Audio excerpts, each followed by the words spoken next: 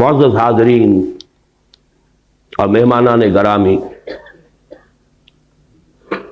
میرا یہ خیال ہے کہ اس بات پر وقت صرف کرنے کی ضرورت نہیں ہے کہ سقوط ڈھاکہ یا سقوط مشرقی پاکستان پوری دنیا کی تاریخ کے اعتبار سے بھی اہم واقعات میں سے،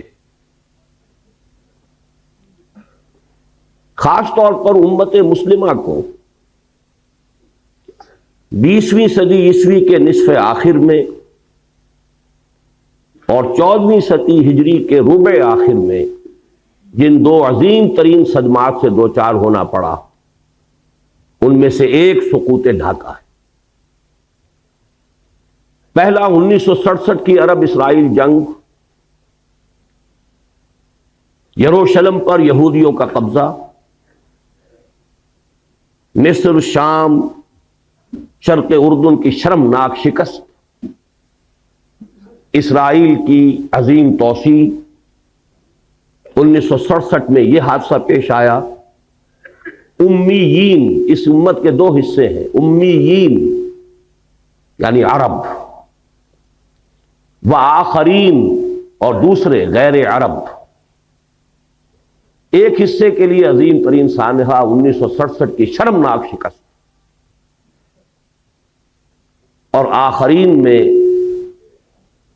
جو عظیم ترین مملکت اسلامی قائم ہوئی تھی، اس کے لیے عظیم ترین سانحہ سقوط ڈھاکہ 1971۔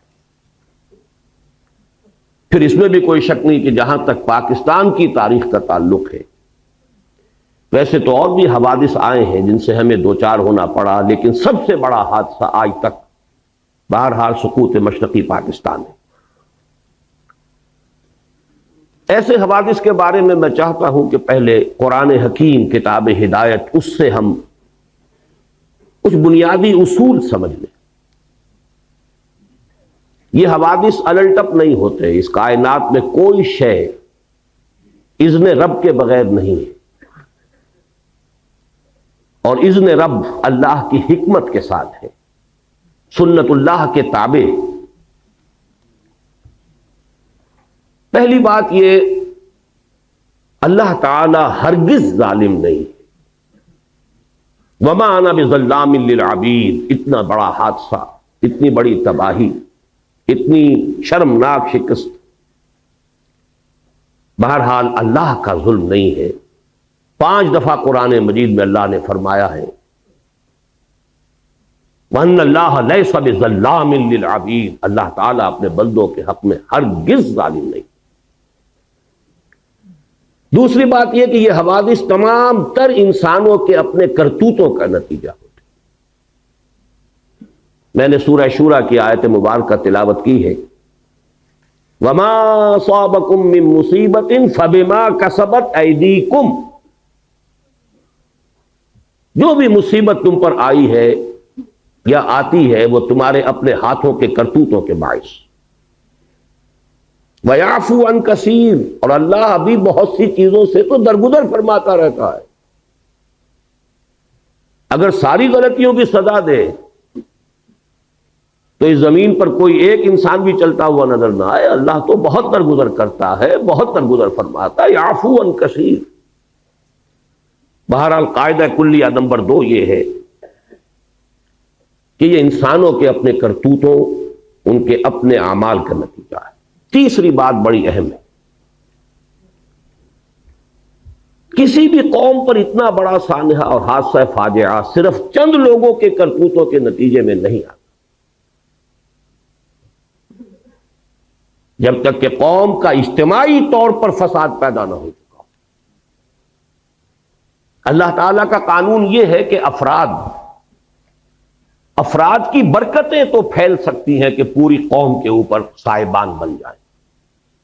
جیسے نیکیوں کا قاعدہ ہے کہ 10 گنا سے 700 گنا تک بھی اللہ تعالیٰ اجر دے گا، لیکن گناہ کی سزا بالکل حساب کے مطابق ملتی، زیادہ نہیں ملتی۔ اجر جو ہے بغیر حساب، لیکن سزا مثل ہی، جتنا کچھ کسی نے گناہ کیا اتنی سزا۔ اسی طرح افراد کا فسق ہو، فجور ہو، معصیت ہو، خطائیں ہو، غلطیاں ہو، جرائم ہو، اگر چند افراد کی ہو تو اتنی بڑی قوم کو اتنی بڑی سزا نہیں دیا۔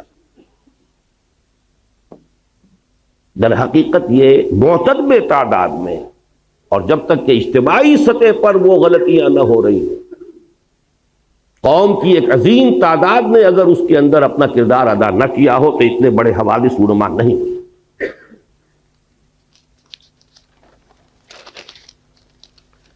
لیکن جب پھر سزا آتی ہے تو چوتھا قانون یہ ہے کہ پھر گیہوں کے ساتھ گھن بھی پستا۔ واتقوا فتنة لا تصيبن الذين ظلموا منكم خاصة، ڈرو اس عذاب سے، اس پکڑ سے، اس سزا سے۔ جب اجتماعی فساد ہو گیا تو جو لوگ فساد میں خود ملوث نہیں ہیں وہ بھی مجرم ہیں، انہوں نے روکا کیوں نہیں؟ لہذا پھر جب سزا آتی ہے تو پھر اس میں وہ چاہے وہ گناہ میں اور اس جرم میں شریک نہیں بھی تھے بالفعل،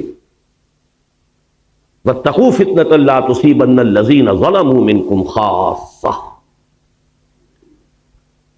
پانچویں بات یہ کہ جہاں تک اس قسم کے حوادث کے آخری سٹیجز کا معاملہ ہے اس میں یقیناً کچھ افراد نمایاں ہو جاتے ہیں۔ والذی تولی کبرہ، وہ شخص کے جس نے سب سے بڑا گناہ کما لیا، وہ بھی ہوں گے۔ لیکن بہرحال یہ نہ سمجھیے کہ یہ در حقیقت صرف چند افراد کی، چند لوگوں کی سازش کا نتیجہ، اتنی بڑی سزا۔ اسی طریقے سے یہ بات بھی نوٹ کیجئے، اتنا بڑا 93,000 ہمارا کڑیل جوان قیدی بنے۔ سابقہ امت مسلمہ کی تاریخ میں 587 قبل مسیح میں نیبوکڈنیزر نے جو تباہی مچائی تھی یروشلم میں، 6 لاکھ کو قتل کیا اور 6 لاکھ کو قیدی بنا کر لے گئے۔ شاید تاریخ انسانی میں اتنی بڑی تعداد میں لوگوں کو قیدی بنا کر اور ایک ملک سے دوسرے ملک میں نہیں لے جایا گیا ہوگا۔ 6 لاکھ کو بھیڑوں بکریوں کی طریقے سے ہانکتا ہوا لے گیا ہے بیبیلونیا، عراق۔ لیکن میں نے ہمیشہ تجزیہ کیا ہے 6 لاکھ میں 93,000 یا 1 لاکھ جوان نہیں ہوگا، اس میں بوڑھے بھی تھے، بچے بھی تھے، عورتیں بھی تھیں۔ ہمارا 93,000 کڑیل جوان گیا، سپاہی سے لے کے جرنیل تک گیا۔ اتنی بڑی شکست، اور یہ بھی نوٹ کیجئے یہ کوئی فوری بات نہیں ہوا کرتی، بات طویل ہوتا ہے۔ اللہ تعالیٰ مہلتیں دیتا ہے، اللہ تعالیٰ موقع دیتا ہے۔ یہ تو جب تک کہ پے بپے لگاتار جو غلطیاں نہ ہو رہی ہوں اور جرائم نہ کیے جا رہے ہیں اس وقت تک اتنی بڑی سزا نہیں ملتی۔ اللہ تعالیٰ کے عدل سے، اللہ کے فضل و کرم سے، اللہ کے رحم سے، اللہ کی شان غفاری سے یہ بالکل بڑی ہے۔ جو حوادث اس وقت پیش آئے ہیں جن کو کہ ہماری طب کی اصطلاح میں، میڈیکل ٹرمینالوجی میں ایکسائٹنگ کازز کہا جاتا ہے، اس کا کچھ تذکرہ آپ جنرل انصاری صاحب سے سن چکے۔ حمود الرحمان کمیشن جو کہ جس کی رپورٹ منظر عام پر نہیں آئی، اس میں بھی اسی قسم کے حالات ہی سے ظاہر بات ہے کہ گفتگو ہو سکتی ہے۔ میں نے جو قرآن مجید کے ان موضوعات سے متعلق اللہ تعالیٰ کی جو سنتیں ہیں، لن تجد لسنت اللہ تبدیلا، جو آپ کے سامنے رکھی ہیں، ان کے پیش نظر میں ذرا ایک طویل اور گہرا تجزیہ آپ کے سامنے رکھنا چاہتا ہوں۔ یہ ہماری قومی غلطیاں ہیں، ہماری اجتماعی غلطیاں۔ بڑی پیاری بات کہی ہے جنرل صاحب نے کہ ہمیں یہ اب بھی ہمارے صحافی دھوکہ دیتے ہیں کہ وہاں تو محبت ہی کے زمزمے بہ رہے ہیں، وہاں جو نفرت پیدا ہو چکی تھی، اتنا عظیم انقلاب جو آ چکا تھا، اس کی صحیح خبر یہاں دی نہیں گئی۔ گئے اور جا کر چند دعوتیں کھائیں اور چند لوگوں سے ملے اور محبت کے زمزمے یہاں کے سنا دی۔ اللہ اللہ خیر صلی اللہ۔ نفرت کی یہ انتہا، رونگٹے کانپ اٹھ کھڑے ہو رہے ہیں، آدمی کا دل لرز جاتا ہے۔ اور اتنا بڑا انقلاب، سن 46 میں 95% سیٹیں مسلم لیگ لے رہی ہے، اور کل 8 برس۔ سن 54 کے الیکشن میں 300 میں سے 10 سیٹیں، 290 گئی۔ کچھ تو ہوا ہے۔ کوئی قیامت تو بپا ہوئی ہے. یہ انقلاب عظیم کہاں سے آ گیا؟ جس شہر میں مسلم لیگ کی تاسیس ہوئی 1906 میں، کتنا بڑا پروونس یونائٹڈ بنگال، اور طویل ترین عرصے تک مسلم لیگ کی منسٹری رہی. وہاں کے عوام کیوں آخر اس درجے آ گئے کہ اٹھا لو پاندان اپنا، میں باز آیا محبت سے؟ کوئی کرتوت ہمارے ہیں نا، کوئی جرائم ہمارے ہیں. اگر ان کو نہیں سمجھیں گے تو آئندہ بھی تاریخ اپنے آپ کو دہرائے گی. اسی لیے میں نے آیت سنائی ہے آپ کو. خصوصی میں نے ریکویسٹ کی تھی کہ یہ سورہ بنی اسرائیل کا پہلا رکوع یہاں پڑھا جائے، لیکن کریں کیا، زبان یار من ترکی ومن ترکی نمی دانب. آپ کو کیا پتا کہ کیا پڑھا گیا اور کیا آپ نے سنا. عسیٰ ربکم ان یرحمکم وان عدتم عدنا. تمہارا رب تم پر رحم کرنے کے لیے تیار ہے، لیکن اگر تم نے پھر وہی روش اختیار کی، ہم پھر وہی کچھ کریں گے. یہ قانون ہے اللہ کا. عسیٰ ربکم ان یرحمکم. اپنے لچھن درست کرو، اپنے اعمال صحیح کرو تو ہم رحم کریں گے. عسیٰ ربکم ان یرحمکم وان عدتم عدنا. پھر ارادہ کرو گے، پھر وہی کچھ کرو گے، ہم بھی وہی کچھ کریں گے جو ہم نے پہلے کیا. وہی سزائیں ملیں گی، اس سے بڑے پیمانے پر ملیں گی. اور یہ تو دنیا کی سزا ہے. وَجَعَلْنَا جَهَنَّمَ لِلْكَافِرِينَ حَصِيرًا. ابھی تو آخرت میں جہنم ہم نے تیار کی ایسے ناہنجاروں کے لیے. بہرحال اب ذرا حوصلہ کیجئے کچھ غلطیوں کے اوپر گفتگو کا سننے کے لیے. اس میں ہماری قیادت عظمیٰ پر بھی تنقید آئے گی. ہماری قیادت عظمیٰ کوئی معصومین پر مشتمل نہیں تھی، اور آج جبکہ 50 برس ہونے کو آ رہے ہیں، اب ہمیں اتنا بالغ ہونا چاہیے کہ ہم ان کی خطاؤں پر بھی نگاہ ڈال سکیں، سمجھ سکیں. معصومیت خاصہ نبوت ہے، نبوت ختم، معصومیت ختم. حادثہ مشرقی پاکستان کا سب سے پہلا سبب، اس کی غلطی کی بنیاد 1946 میں ڈالی گئی، جب 1940 کے ریزولوشن میں ترمیم کر کے اسٹیٹس کی بجائے اسٹیٹ، ایک ملک مشرقی اور مغربی پاکستان بنانے کا فیصلہ ہوا. کسی حساب سے یہ ایک ملک ہے نہیں. 1000 میل کا فاصلہ دو ملکوں کے درمیان میں سمندر ہوتا کوئی حرج نہیں. انڈونیشیا کے جزیرے ہیں، سمندر ہے بیچ میں. ہاسٹائل ٹیریٹری، اور ہاسٹائل سی ہاسٹائل، پیدائشی دشمن وہ درمیان. لیکن ہے کیا اصل مسئلہ؟ کیا اتنی بڑی خطا کیسے ہوگی؟ اصل بات سمجھیے، مسلم لیگ کبھی بھی کوئی منظم جماعت نہیں تھی، یہ صرف ایک تحریک تھی. اور تحریک میں جذبات کا غلبہ ہوتا ہے، ہوش پر جوش غالب ہوتا ہے. عوامی تحریک کے لیے دو چیزیں چاہیے. کوئی عوامی احساس، وہ احساس تھا مسلمانان ہند میں کہ ہندو ہمارے ساتھ انصاف نہیں کرے گا، ایکسپلائٹ کرے گا، دبائے گا، انتقام لے گا 800 برس یا 1000 برس کی غلامی کا. کوئی زبردست لیڈر جو اس احساس کو سامنے لائے، اجاگر کرے، تحریک چل جاتی. قائد اعظم یقیناً بہت بڑے لیڈر تھے، اس میں کوئی شک نہیں. سن 37 کے بعد سے چارج لیا ہے، اسے تحریک بنا دیا. اس سے پہلے وہ سروں کی اور نوابوں کی اور جاگیرداروں کی صرف ایک بیٹھک کہہ لیجئے، اس سے زیادہ اس کی حقیقت نہیں. لیکن یہ جب کلائمیکس ہوا ہے اس مسلم لیگ تحریک کا اور پدیری کے پاکستان کا، جذبات کی رو میں بہ کر، اور جذبات بھی بنگالی مسلمان کی، ایک فضل الحق ہے کہ جنہوں نے مجبور کیا قائد اعظم کو اس قرارداد میں ترمیم کر کے ان کو دونوں کو ایک ملک بنانے کی. اس زمانے میں مجھے یاد آ رہا ہے قائد اعظم کا ایک جملہ. The British press has talked about some geographical difficulties in the way of Pakistan. May I ask them, by what rule of geography are they here? برطانوی پریس نے پاکستان کی اسکیم کے بارے میں کچھ جغرافیائی مشکلات کا تذکرہ کیا ہے. کیا میں ان سے پوچھ سکتا ہوں کہ جغرافیہ کے کس اصول کے تحت وہ ہندوستان میں ہے؟ جملہ بڑا پیارا ہے، جواب بڑا مسکت ہے، لیکن بہرحال اس سے حقائق تو نہیں بدل جاتے. اگر یہ دو ملک بنتے، نوٹ کر لیجئے، ان دونوں کی ضرورت ہوتی کہ ایک دوسرے سے تعاون کریں. ہندو کا ذہن، ہندو کی ذہنیت بدلنے والی نہیں تھی.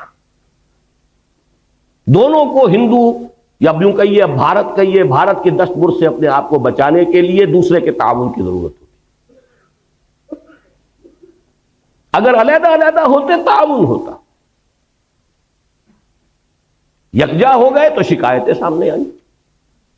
اور فرض کیجئے تعاون آگے بڑھتا، کانفیڈریشن بن سکتی تھی. اور کانفیڈریشن ایسی شے ہے کہ جس کو جس وقت چاہیں آپ ختم بھی کر سکتے ہیں. آپ کو یاد ہوگا شاید مرحوم یونائٹڈ عرب ریپبلک مصر اور شام کا کانفیڈریشن ہوا تھا. کتنی آسانی سے ہوا، کتنی آسانی سے کھل گیا وہ. بہرحال میرے نزدیک پہلی غلطی جو ہوئی ہے ہم سے وہ یہ ہے کہ ہم نے جغرافیے کی اس درجے نفی کی، جغرافیائی حقائق کو بالکل نظر انداز کیا. دوسری غلطی، اور یہ ہے اصل، میں یہ مانتا ہوں انسانی جذبہ جغرافیے کو شکست دے دیتا، اور دیا اس نے. آخر جب یہ دونوں خطے ایک ملک بنے تو شکست دی کہ نہیں دی؟ انسان اشرف المخلوقات ہے، اس میں بڑی قوتیں اللہ نے رکھی ہیں، اس کے لیے پوری کائنات مسخر کی ہے، اس کے سامنے سارے فرشتوں کو جھکا دیا گیا تھا. انسانی جذبہ بہت بڑی شے، لیکن وہ جذبہ تھا اسلام کے حوالے سے. نعرہ تھا اسلام، پاکستان کا مطلب کیا؟ لا الہ الا اللہ. اس جذبے کی ہم نے قیام پاکستان کے فوراً بعد نفی کر دی، اس کا گلا گھونٹ دیا. اے باد صبا ہی ہما آوردہ تست، ہونا یہ چاہیے تھا کہ فوری اعلان ہوتا کہ یہاں پر یہ اسلامی ریاست ہوگی، یہاں نظام خلافت ہوگا. اور اس سے بھی آگے بڑھ کر یہ تو پین اسلامزم کی طرف پہلا قدم ہے. آپ کو یاد ہوگا گاندھی نے بڑے ممیاتے ہوئے ایک دفعہ قائد اعظم سے بات کی تھی. آپ کے پاکستان کا مطلب پین اسلام تو نہیں؟ کانپتا تھا ہندو پین اسلام کے تصور سے کہ یہ تو پہلا قدم ہے، عالم اسلام کہاں سے کہاں جائے گا. یہ ہم نے دونوں کی نفی کر دی. چاہے مسلم لیگ کی قیادت، دیکھیے نیتوں کا حال اللہ جانتا ہے، ہم نہیں جانتے. ہو سکتا ہے کہ مسلم لیگ کی قیادت اپنے ذہن میں، اپنے دل میں خالص اسلامی نظریات رکھتی ہو، اور یہ صرف مصلحت وقت کا تقاضا سمجھاؤ کہ اس وقت پوری دنیا میں پوری دنیا کو دشمن نہ بنا دیا جائے. بہرحال ہم نے چاہے مصلحتاً کیا ہے، چاہے یہ کہ ہمارا نظریہ ہی یہ تھا، واللہ عالم، کیا یہ ہے کہ ہم نے دنیا کے سامنے پاکستان کو انٹروڈیوس کرایا ہے ایک سیکولر جدید مغربی ریاست کی حیثیت. چنانچہ اس کا پہلا وزیر قانون ایک ہندو اور پہلا وزیر خارجہ ایک قادیانی. اصل بات یہ ہے، 100 غلطیوں کی غلطی ہے. آخر لوگ پاگل تو نہیں ہیں، کودن تو نہیں ہے، احمق تو نہیں ہے. ہر چیز کا ایک نتیجہ نکلتا ہے. اگر وہ پاکستان کا مطلب کیا لا الہ الا اللہ، اس نے پورے ہندوستان کے مسلمانوں کو گیلوینائز کر دیا تھا، آگ بھر دی تھی، تو بہرحال ان چیزوں سے اوس بھی پڑی ہے، جذبات ٹھنڈے پڑے، جوش و خروش ختم، اسٹیم آؤٹ. پاکستان کی ہم نے اس پوری تحریک کی نفی کی. میں پھر کہہ رہا ہوں، نیت کا معاملہ اللہ جانتا، مصلحت کے تحت بھی ہو سکتا ہے. لیکن اس مصلحت کا نتیجہ بہت ہمارے حق میں خطرناک اور خوفناک نکلا. وہ جملہ قائد اعظم کا very soon Muslims will cease to be Muslims and Hindus will cease to be Hindus. Not in the religious sense, because religion is the private affair of the individual, but in the political sense. پوری تحریک پاکستان کی نفی ہے. اگر یہ secularism نہیں ہے تو سیکولرزم اور کس بلا کا نام؟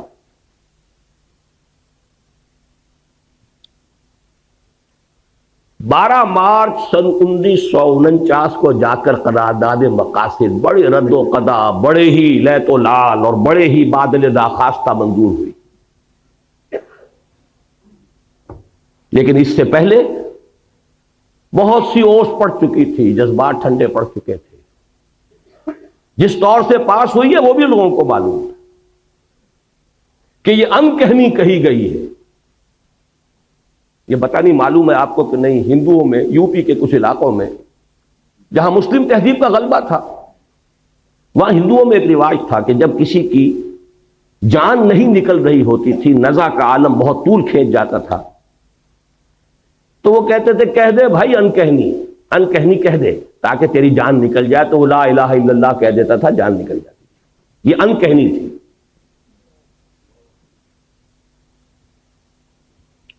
لیکن اس کا جو دوسرا بہت بڑا نتیجہ نکلا، پہلی بات تو یہ ہے نتیجے کے اعتبار سے یہ بہت بڑا نتیجہ ہے، لیکن دوسرا کانسٹیٹیوشنل جو ہمارا مسئلہ ہے اس کے اعتبار سے جو عظیم نتیجہ اس کا برآمد ہوا، ویسٹرن ڈیموکریٹک نارمز، پرنسپلز، اصول کیا ہے؟ ان اصولوں پر پاکستان کے لیے کوئی دستور بنانا متحدہ پاکستان کے لیے ناممکن تھا.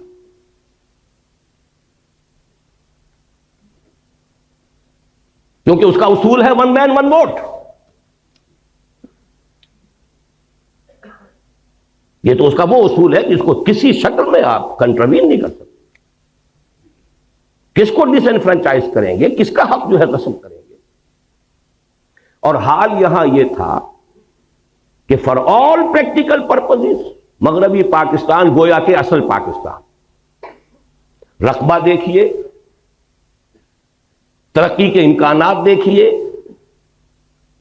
ذرائع و وسائل دیکھیے، اور عالم اسلام کے ساتھ مسلسل ہونا، متصل ہونا دیکھیے، تو اصل پاکستان، پرائمری پاکستان یہ بنتا ہے. مشرقی پاکستان تو ایک جزیرہ تھا، ادھر برما ہے، ادھر بھارت ہے. رقبہ محدود، آبادی بے انتہا، لیکن آبادی وہاں زیادہ یہاں کم.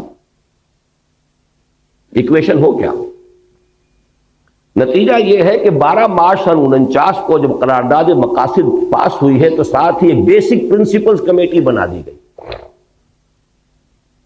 کہ اب جو دستور ہمیں بنانا ہے اس ملک کا، اس کے بنیادی اصول کیا ہوں گے. اس کی پہلی رپورٹ آئی ہے ستمبر سن 50 میں، 1.5 سال بعد. اس میں چونکہ 2 ہاؤسز، اس پہ 2 اعتراضات ہوئے.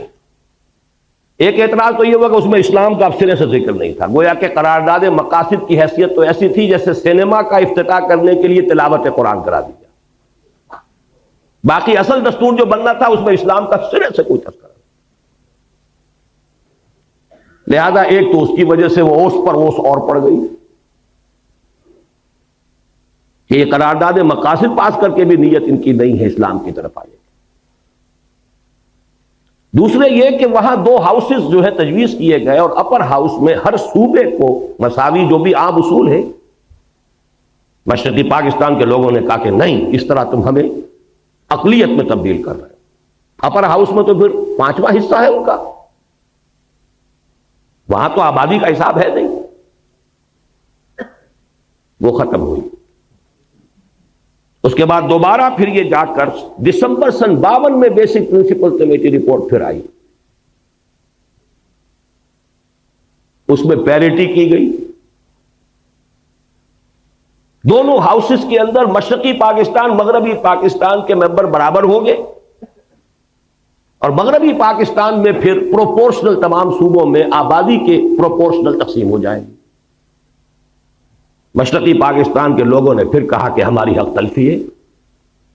اب اگر آپ چلنا چاہتے ہیں ویسٹرن ڈیموکریسی پر، یہ جو توق پڑ گیا ہمارے گلے میں ویسٹرن ڈیموکریسی کا، ایک طرف تو سارا جذبہ ختم، دین کی بات ختم، پوری تحریک کا صغرا کبرا ختم، اور دوسری طرف یہ توق جو ہے یہ جس کی وجہ سے کوئی دستور بن ہی نہیں سکتا۔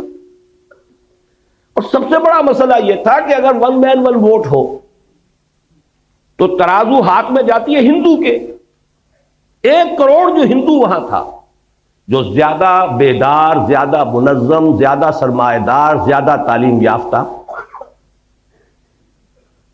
وہ تو اسلامیات پڑھاتے تھے، اسکولوں اور کالجوں میں اسلامیات پڑھانے والے ہندو ٹیچر تھے، جیسے آج امریکہ میں اسلامیات پڑھانے والے بڑی یونیورسٹیوں میں یہودی ہیں، وہ میکگل ہو یا کوئی ہو جا کر یہودیوں سے پڑھ کر آتے ہیں۔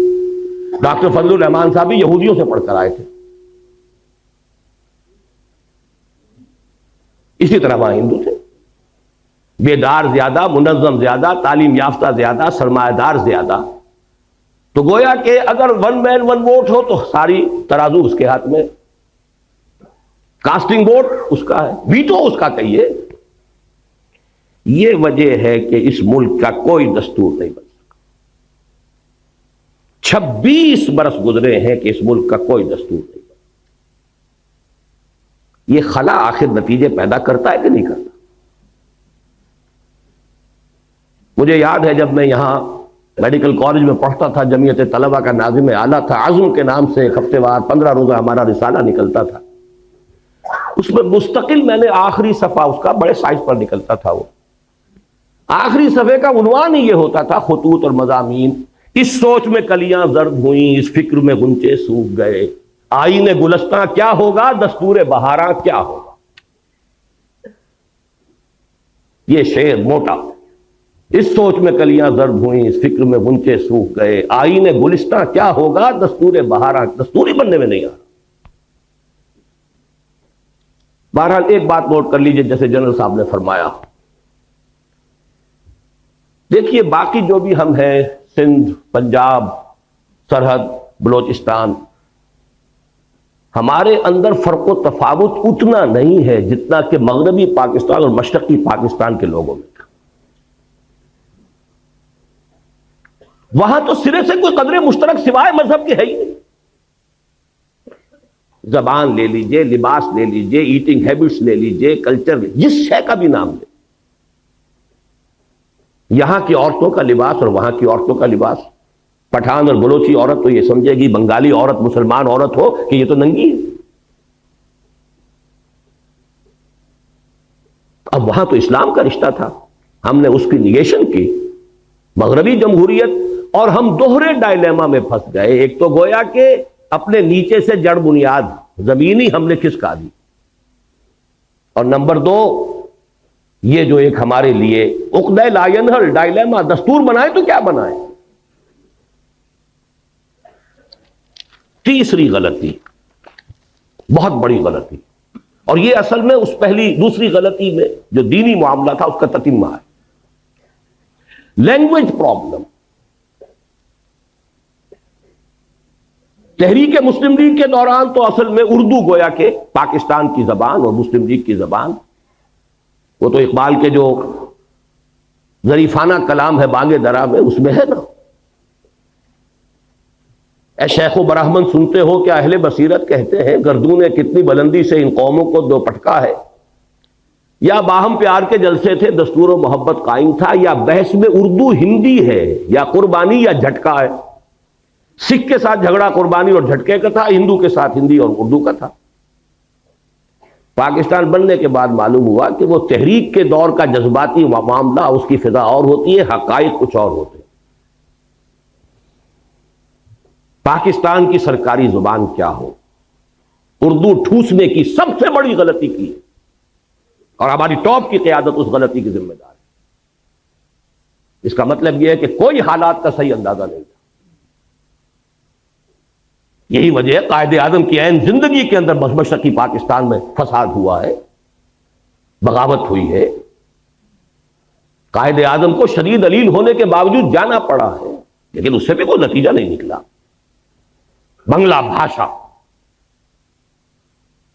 اردو کو امپوز کرنے کا رد عمل، اور اس پاکستان میں بھی سندھی زبان کسی صورت میں اردو کی سپریمیسی گوارا کرنے کو تیار نہیں۔ اچھی طرح سمجھ لیجئے، حقائق سے کبھی بھی آنکھیں چرانا نہیں چاہیے، حقائق کو دیکھنا چاہیے۔ پشتو مان لے گی، بلوچی مان لے گی، پنجابی مانے ہوئے ہی ہے، بلکہ پنجاب کی زبان ہی اردو ہے، یہاں کے کلچر لوگوں کی زبان ہے ہی اردو،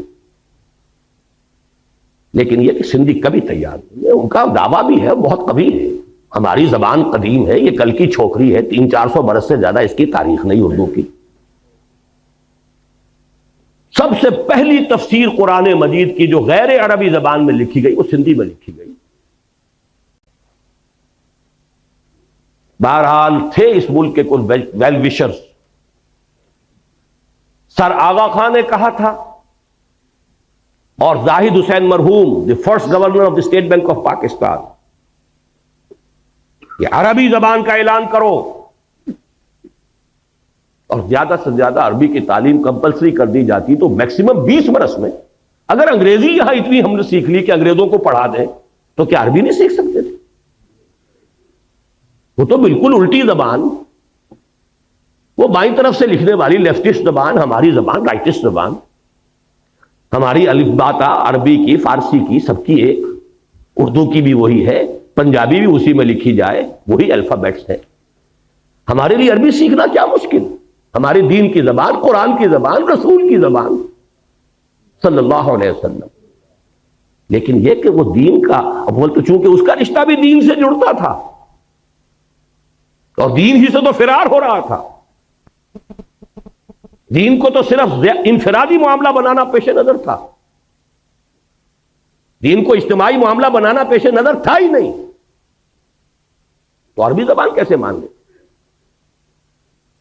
میں نے دیکھا ہے، جب میں نے چند سال پہلے اندرون سندھ کا دورہ کیا، مجھے کتاب ایک دی گئی تھی جو اسی زمانے میں سندھی ایک اسکالر کی شائع کردہ تھی کہ عربی کو بناؤ، عربی کو ہم لینے کے لیے تیار ہیں۔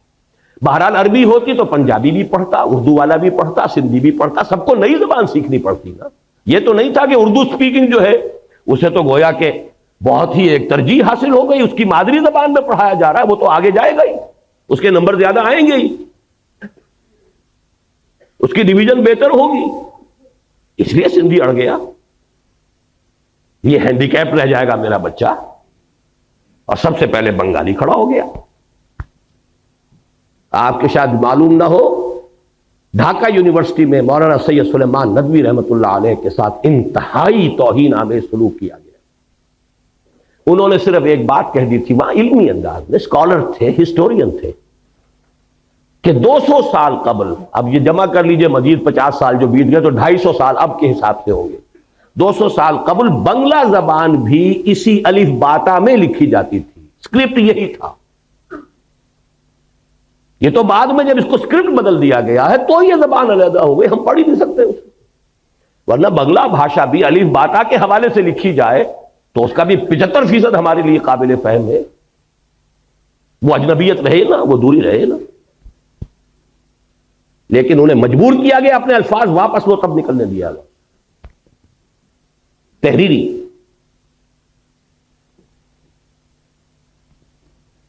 چوتھی بڑی غلطی، ان سب چیزوں کا نتیجہ اصل میں کیا نکلا؟ ڈس ایلیوژنمنٹ، ایک لفظ کافی۔ یہ کہاں کا اسلام تھا؟ یہ جا کدھر رہے ہیں؟ ملک بنا کیوں تھا؟ میں بھی مانتا ہوں جو کہا جنرل صاحب نے، ایوریج مغربی پاکستانی کے مقابلے میں ایوریج مشرقی پاکستانی زیادہ مذہبی آدمی،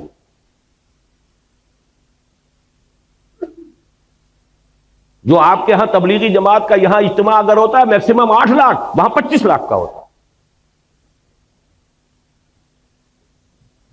یہی تو وجہ تھی نا کہ مسلم لیگ وہاں بنی، یہی تو وجہ تھی کہ یونائٹڈ بنگال میں کتنے عرصے خواجہ ناظم الدین وزیر اعلیٰ رہے، یہاں تو آپ کے یہاں یونینسٹ جو تھی گورنمنٹ تھی آخری وقت تک، مسلم لیگ کی حکومت یہاں ایک دن کے لیے نہیں بنی، سرحد میں جو ہے آخری وقت تک کانگریس کی حکومت تھی، لے دے کے اگر کوئی تھا تو اس پاکستان میں صرف سندھ تھا کہ جہاں مسلم لیگ کی منسٹری تھی، اور وہ بھی کہہ رہا ہے اب اٹھا لو پاندان اپنا، یہی دو صوبے تھے، مسلم لیگی صوبے تو یہی تھے، پاکستانی صوبے تو یہی تھے. پنجاب میں تو آخری وقت یونینسٹ گورنمنٹ تھی. یہ ڈس ایلیوژنمنٹ تھا کیا؟ یہ خواب تھا جو کچھ کے دیکھا، جو سنا افسانہ تھا، جذبات پر اوس پڑ گئے. باقی چھوٹے چھوٹے فیکٹر اور بہت ہیں. ہمارے جو آفیسرز گئے، C S P officers, colonial role کا جو تذکرہ کیا ہے جنرل صاحب نے، ان کا جو ایٹیچیوڈ تھا، اللہ ماشاءاللہ مختلف قسم کے لوگ بھی تھے، لیکن معدود چند، اشاد کل معدوم، اکثر و بیشتر جو ہے نفرت کے ساتھ انہیں دیکھتے تھے. یہی معاملہ سندھ میں ہوا ہے، اس کا رد عمل ہوا ہے. بہرحال اس کے اوپر جلتی پر جس کو کہتے ہیں تیل، وہ مارشل لا.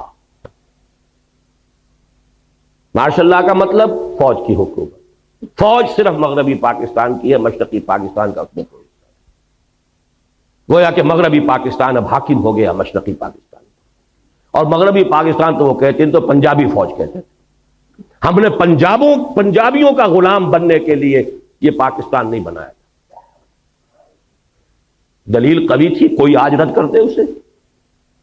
ان کے فیکٹس اینڈ فگرز تھے. آخر دشمن تو بیٹھا ہوا تھا، 1 کروڑ ہندو بیٹھا ہوا تھا، انہیں تو سیبوٹاج کرنا ہی کرنا تھا. لیکن ان کے ہاتھ میں ہتھیار تو ہم نے دیے ہیں نا. وہ ہندو وہاں تھا، اس کے باوجود پاکستان بنا. Despite of them, in spite of them Pakistan بنا. لیکن جب آپ نے اپنی منزل ہی بدل دی، اپنا قبلہ کعبہ ہی تبدیل کر دیا، آپ نے اسلام کے بجائے مغرب کی سیکولر جمہوریت کو اپنا اصل اصول قرار دیا، تو ظاہر بات ہے نفی ہو گئی. اور اس پر جلتی پر تیل کا کام، فوج کی حکومت. فوج کی حکومت بھی کیوں آئی سمجھ لیجیے. یہ بھی کوئی اللہ تعالیٰ کی طرف سے عذاب تو نہیں تھا، اس لیے کہ مسلم لیگ پارٹی تھی ہی نہیں، وہ تو تحریک تھی. تحریک کا کام ہی یہ ہوتا کہ ایک دفعہ مقصد حاصل ہوا اس کے بعد ختم. تحریک کا تو اصول ہے یہ. کانگریس پارٹی تھی، آج تک اس کی حکومت چل رہی ہے. کوئی تھوڑا سا عرصہ آ گیا جنتا دل اور یہ اور وہ، کانگریس ہے. کم سے کم 40 برس تک تو اس کی حکومت چلتی رہی. پارٹی تھی، کادرز تھے، ڈسپلن تھا، کانسٹیٹیوشن تھا. مسلم لیگ تحریک تھی صرف. اور یہ اس میں کوئی بات نہیں ہے، اس لیے کہ حالات کا کچھ تقاضا ایسا تھا.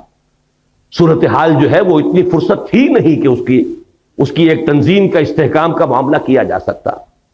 لیکن دی فیکٹ ریمینز، حقیقت کو تو بہرحال ماننا پڑے گا کہ مسلم لیگ ایک پارٹی تھی نہیں. قائد اعظم کہتے تھے میری جیب میں کھوٹے سکے، سیدھی سیدھی بات. اب اس سے بڑی گواہی اور کس کی درکار ہے؟ لہذا پاکستان بنا، مسلم لیگ تحلیل. تھوڑا عرصہ سول بیوروکریسی نے عیش کیا، اس کے بعد آرمی نے سنبھال لیا سیدھا سیدھا. لیکن نتیجہ کیا ہوا؟ ڈس اینفرانچائز. آپ کا جو جنرل صاحب فرما رہے تھے کہ اکثریت کیوں علیحدہ، اکثریت تو علیحدہ ہو ہی جائے. اکثریت کو تو آپ نے غیر مؤثر کر دیا، فوج کی حکومت ہو گئی. اور پھر جو ان کے فیکٹس اینڈ فگرز آتے تھے، ہماری کل آمدنی کا اتنا بڑا حصہ فوج پر خرچ ہوتا ہے. فوج ساری مغربی پاکستان کی ہے، تو پیراسائٹ ہیں یہ ہماری آمدنی کے اوپر. یہ کھاتے ہیں، کماتے ہم ہیں. اس سے جو آگ لگی ہے اس کا نتیجہ ہے یہ کہ وہ جگتو فرنٹ جو ہے اس نے وہ شکست دی ہے عبرتناک. سن 54 میں 300 میں سے 10 سیٹیں مسلم لیگ. 8 برس میں انقلاب عظیم. کہاں سن 46 کے اعداد و شمار ابھی آپ جنرل صاحب سے سن چکے ہیں. 46 اور 54 میں کل 8 برس، اور انقلاب عظیم جو ہے وہ پیدا ہو گیا. 5ویں غلطی رہی صحیح، جس کو کہتے ہیں آخری کیل ٹھوک دی آپ نے، دارالخلافہ کراچی سے اسلام آباد. یہ کاسموپولیٹن سٹی تھا، ساحلی تھا. مشرقی پاکستان کے ساتھ اس کے روابط سمندری اور بحری بھی تھے، وہ سستے تھے. ہوائی سفر تو اس وقت تک جو ہے وہ تو بہت ہی کاسٹلی، بہت صرف سرمایہ داروں کی شے تھی. آپ نے وہاں سے کیپٹل منتقل کیا، اور بہت سے بڑے مخلص مشرقی پاکستانیوں نے کہہ دیا تھا دس از دی بگننگ، پاکستان کے خاتمے کا یہ نقطہ آغاز ہے. بہرحال نتیجہ یہ نکلا کہ میں بعد آیا، محبت سے اٹھا لو پاندان اپنا. اور یہ جان لیجئے کہ جذبات کا معاملہ جو ہوتا ہے، جیسے رود کو ہی کہتے ہیں ضلع ڈیرہ غازی خان میں اور سندھ کے علاقے میں، پہاڑی علاقے میں سیلاب آتا ہے تو ایک دم نالا بڑی تیزی سے آتا ہے، لیکن تیزی سے ختم بھی ہو گیا، ادھر آیا ادھر گیا. تو جذبات کی بات یہی ہوتی ہے، اٹھی ہے یہ آندھی اتر جائے گی. اسی لیے وہ جذباتی بات تھی، اور جذباتی بات جو ہے جس تیزی کے ساتھ اٹھی تھی اسی تیزی سے بہہ گئی. لیکن آخری اور ہماری ہمالیہ جیسی غلطی کیا ہے، اب اس کو سمجھیے. باقی ساری غلطیاں جو ہیں ان کے اوپر جو مہر تصدیق آخری سب ہوئی. یہ معلوم ہو چکا تھا سن 54 میں کہ مشرقی پاکستان کی فضا بدل چکی ہے. حقائق کو تسلیم نہ کرنا، اممیچورٹی، سیاسی قیادت کا خلا، مسئلے کی حقیقت کو سمجھ کر اس کا حل کرنا، اس کی بجائے طاقت کا استعمال، یہ ہے آخری غلطی جس نے سارے معاملے کو جو ہے اپنے آخری منطقی انداز تک پہنچا دیا. تفاصیل آپ سن چکے. میں تو اس میں صرف 4 کاش آپ کے سامنے رکھ رہا ہوں.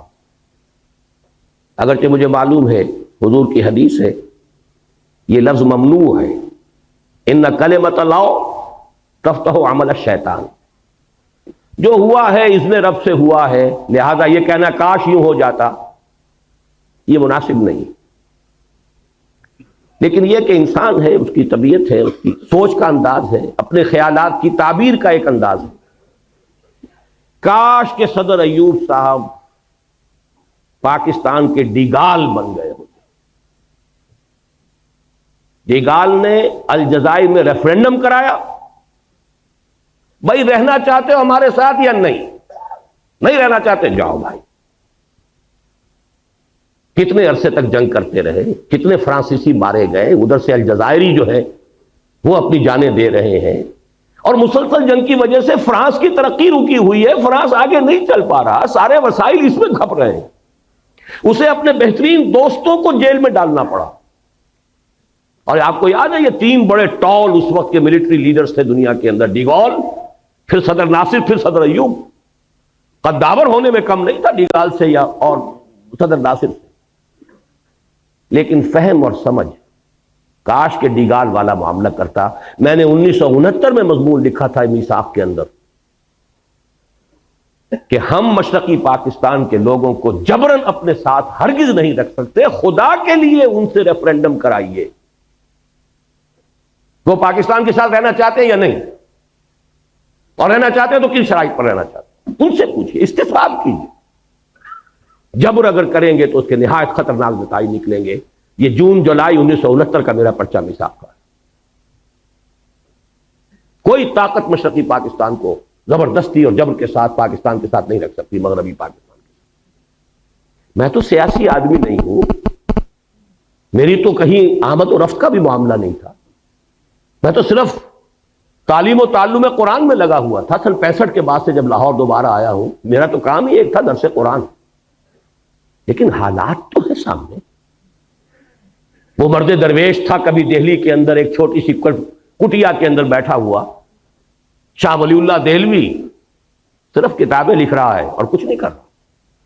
لیکن ہندوستان کی نگاہ پر، پورے حالات پر نگاہ ایسی ہے کہ اندازہ کر لیا تھا ہندوستان میں کوئی مسلمان حاکم، حکمران، نواب اس پوزیشن میں نہیں ہے کہ مرہٹوں کی اٹھتی ہوئی طاقت کا مقابلہ کر سکے. لہذا خط لکھا ہے احمد شاہ ابدالی کو، خدا کے لیے تم آؤ، ورنہ یہ کہ اس بر عظیم پاک و ہند سے، اس بر عظیم ہند سے اسلام اور مسلمانوں کا خاتمہ ہو جاتا. تو حقائق کو دیکھنا اور بات ہے. ٹھیک ہے آپ میدان میں نہیں ہیں، سیاست میں نہیں ہیں. میں 1969 کا اپنا جو ہے اداریہ میثاق کا آپ کو دکھا سکتا ہوں.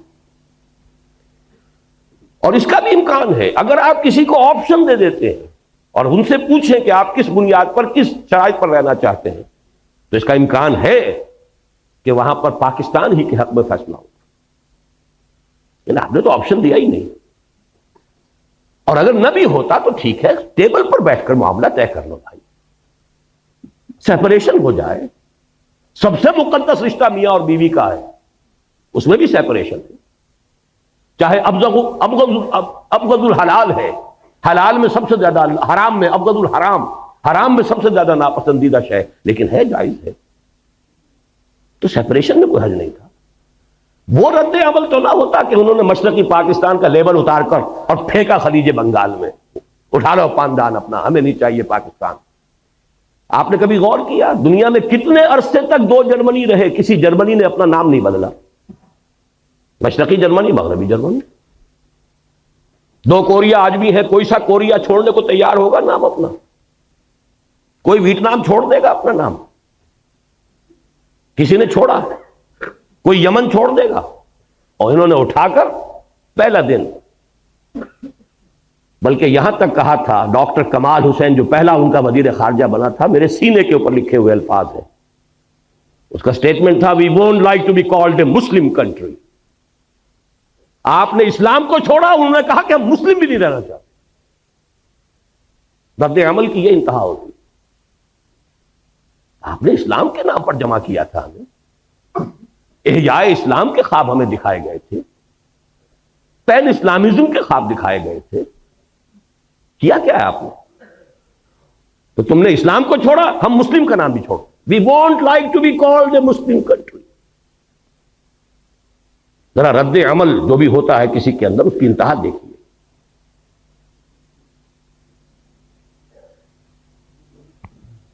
دوسرا کاش کیا ہے؟ کاش کہ نام نہاد ہمارے ہاں کے جمہوریت نواز، مغربی جمہوریت کے، اور وہ صرف دولتانہ کے قبیل کے لوگ نہیں، تمام مذہبی جماعتیں بھی، انہوں نے اسی مغربی جمہوریت کے نام پر مجبور کر کے ایوب خان سے اگرتلہ کیس ختم کروایا. کاش کہ وہ یہ حرکت نہ کرے. کاش ہی کہہ سکتا ہوں، کیا کہہ سکتا. کیا امامان سیاست، کیا کلیسا کے شیوخ، سب کو دیوانہ بنا سکتی ہے میری ایک ہوں. یہ ابلیس کا چکر کہ ہم نے خود شاہی کو پہنایا ہے جمہوری لباس، جب ذرا آدم ہوا ہے خود شناس و خود نگر. اور اس شیطان اور ابلیس کی ہو میں ہماری سب مذہبی جماعتیں جمہوریت جمہوریت جمہوریت، اور اس جمہوریت کا اس طرح اتنا شور. اگرتلہ سازش کیس ختم، مجیب ہیرو بن کر نکلا. کاش کہ ایسا نہ ہوا. کاش. تیسرا، کاش حالات جتنے بھی بگڑے تھے، جتنی بھی خرابی تھی، جو بھی صورت ہوئی ہے، بھٹو کا اس میں رول، مجیب کا رول، یہ شخصیتیں پھر کاؤنٹ کرتی ہیں، اس میں کوئی شک نہیں. وہ تو یہ ہے کہ حمود الرحمان کمیشن اس کی رپورٹ سامنے آئے تو پتہ چلے کس کا کیا رول ہے. کاش، میں صرف کہہ رہا ہوں، یحییٰ خان نے جب معاملہ کیا تھا، الیکشن کا اعلان کیا ہے، کاش کہ وہ مغربی پاکستان کا 1 یونٹ ختم نہ کرتا.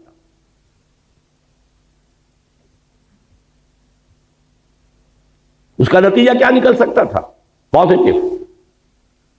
اگر یہ ایک ہوتا یونٹ اور وہ بھی ایک یونٹ، تو اگر 6 نکات پر بھی معاملہ طے ہو جاتا مجیب الرحمان سے، تو قطن گھاٹے کا سودا نہیں تھا، گویا کہ کانفیڈریشن ہو جاتی.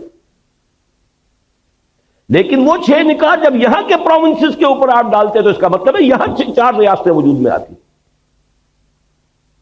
ڈائلیما یہ بنتا، جب یہ بھی 4 صوبے، ایک صوبہ، وہ 6 نکات پر ہر صوبے کا معاملہ کریں گے تو 4 ریاستیں یہاں وجود میں آ گئی، ورنہ 2 ریاستیں رہ گئی. اب جیسا کہ میں نے عرض کیا ہے کہ یہ سب کاش ہے، لیکن جب ہم نے کسی معاملے کے اندر بھی کہیں بھی سمجھداری کا ثبوت نہیں دیا، غلطی پر غلطی ہے، تو پھر شامت اعمال ما صورت نادر گرفت. اب وہ صورت نادر میں بھٹو کو شمار کر لیں، مجیب کو شمار کر لیں، ہے ہماری شامت اعمال. یہ بونے سے لوگ، یہ کردار جو ہوتے ہیں بہت اہم نظر آتے ہیں، ان کی حقیقت وہ نہیں ہوتی اصل معاملات کے اندر. اصل معاملات تو چلے آ رہے ہیں کہاں سے کہاں تک. عباد سبا ہی ہم آوردہ تست. لیکن یہ ساری باتیں جو میں نے عرض کی ہیں، یہ بھی کچھ عقلی، منطقی، سیاسی، دستوری 100 باتوں کی ایک بات اگر میں آپ سے عرض کروں، قرآن کی تشخیص کیا ہے؟ کیا ہوا ہمارے ساتھ؟ قرآن مجید کی تشخیص یہ ہے، پس پردہ جو حقیقی سبب ہے، اللہ سے بدعہدی کی سزا ہے جو ملی ہے، اور اس کا دوسرا کوڑا اس سے شدید تر پڑے گا، لا محالہ پڑے گا، لازماً پڑے گا، اگر ہم نے رجوع نہ کیا اور توبہ نہ کی۔ سورہ توبہ کی 3 آیتیں 75، 76، 77 ایک قانون ہے اللہ کا۔ منافقین کے بارے میں فرمایا وَمِنْهُمْ مَنْ عَاهَدَ اللَّهُ، ان میں سے کچھ لوگ وہ بھی ہیں جنہوں نے اللہ سے ایک عہد کیا، لَئِنْ آتَانَا مِنْ فَضْلِهِ، اگر اللہ ہمیں اپنے فضل سے نواز دے گا، غنی کر دے گا، دولت مند بنا دے گا، لَنَصَّدَّقَنَّ وَلَنَكُونَنَّ مِنَ الصَّالِحِينَ، خوب صدقہ خیرات کریں گے، صالح بن جائیں گے، نیک بن جائیں گے۔ فَلَمَّا آتَاهُم مِّن فَضْلِهِ، پھر جب اللہ نے نواز دیا اپنے فضل سے، غنی کر دیا، دولت مند بنا دیا، بخلوا بہ، اب بخل کیا، وتولوا، پیٹھ موڑ لی، وہم معرضون، اعراض کیا، بھول گئے کیا وعدے کیے، کأن لم یدعونا، ایسا ہو گئے جیسے کہ ہمیں کبھی پکارا ہی نہیں تھا۔ وہ دعائیں گڑ گڑا کر، جیسے جنرل صاحب آئی وٹنس ہے سقوط ڈھاکہ کے، میں آئی وٹنس ہوں تحریک پاکستان کا، ہائی اسکول کے طالب علم کی حیثیت سے صحیح، مسلم اسٹوڈنٹ فیڈریشن کے کارکن کی حیثیت سے صحیح، عیدین میں، جمعے کے اجتماعات میں گڑ گڑا کر دعائیں مانگی، اے اللہ ہندو اور انگریز کی غلامی سے نجات دے، تیرے دین کا بول بالا کرے، تیرے نبی کا دین جو ہے اس کو قائم۔ پاکستان کا مطلب کیا؟ لا الہ الا اللہ۔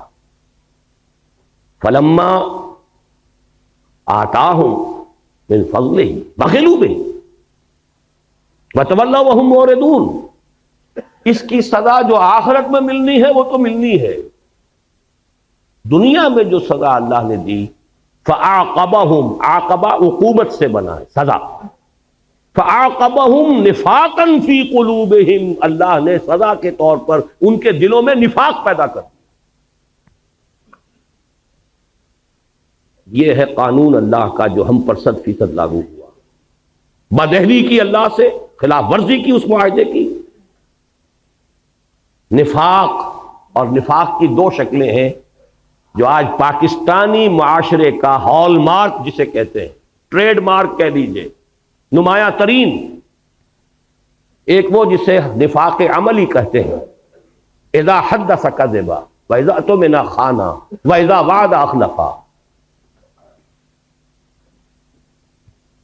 واذا خاصم فجر، 4 چیزیں ہیں۔ حضور نے فرمایا 4 اوصاف ایسے ہیں کہ جس میں چاروں ہیں کٹر منافق ہے، پکا منافق ہے، ٹھیٹھ منافق ہے، 100% منافق۔ ایک ہے تو اسی نسبت سے نفاق ہے جب تک کہ اس سے وہ باز نہیں آتا۔ وہ 4 چیزیں کیا ہیں؟ بولے تو جھوٹ بولے، وعدہ کرے تو خلاف ورزی کرے، امین بنایا جائے تو خیانت کرے، اور اگر کہیں کوئی جھگڑا ہو جائے تو فوراً آپے سے باہر، اشتعال، تو تکار، گالم گلوچ اور مار دھاڑ۔ آپ دیکھ لیجئے اپنے معاشرے میں یہ 4 چیزیں، برا نہ بنائیے، جو جتنا بڑا ہے آپ کے ہاں اتنا ہی بڑا جھوٹا ہے، اتنا ہی بڑا خائن ہے، اتنا ہی بڑا وعدہ خلاف ہے، یہ ہمارے معاشرے کا جو جتنا ہے۔ اور دوسرا نفاق ہوتا ہے نفاق باہمی، قوم قومیتوں میں تقسیم ہو گئی، فرقے واریت ہے، طبقاتیت ہے، لسانیت ہے، صوبائیت ہے، نفاق باہمی اور نفاق عملی، کردار کا دیوالہ نکل گیا، اتحاد ختم ہوا۔ لیکن ہم نے اس جیسا کہ کوئی ضرورت نہیں تفصیل میں جانے کی، ہم نے اس عذاب ادنا سے کوئی سبق حاصل نہیں کیا۔ یہ سورہ سجدہ کی آیت کی طرف اشارہ کر رہا ہوں، آیت نمبر 21، اس کی ہم وزن آیت جنرل صاحب نے پڑھی تھی، سورہ روم کی آیت نمبر 41، ظہر الفساد فی البر والبحر بما کسبت ایدی الناس لیذیقہم بعض الذی عملوا لعلہم یرجعون۔ پاکستانی معاشرے کے اوپر یہ آیت 100% چسپاں، بر و بحر کے اندر فساد رونما ہو چکا ہے، غالب ہو چکا ہے، بسبب لوگوں کے ہاتھوں کے کرتوتوں کے، تاکہ اللہ انہیں اپنے کچھ کرتوتوں کا مزہ چکھائے، سب کا نہیں۔ وَيَعْفُو عَنْ كَثِيرٍ، بہت سی چیزوں سے تو درگزر بھی کرتا ہے، کچھ تھوڑا سا اللہ تعالیٰ مزہ چکھاتا ہے عذاب کا، لعلہم یرجعون، شاید کہ لوٹ آئیں، بعد آ جائیں، ہوش میں آ جائیں۔ یہی مضمون سورہ سجدہ میں آیا۔ سورہ سجدہ کی آیتیں 30 ہیں، وہاں اس کا نمبر 21 ہے، اس کی آیتیں 60 ہیں، وہاں اس کا نمبر 41 ہے، کورسپونڈنگ۔ وَلَنُذِيقَنَّهُم مِّنَ الْعَذَابِ الْأَدْنَىٰ دُونَ الْعَذَابِ الْأَكْبَرِ لَعَلَّهُمْ يَرْجِعُونَ، ہم انہیں بڑے عذاب سے پہلے چھوٹے عذاب کا مزہ چکھائیں گے، شاید کہ لوٹ آئیں۔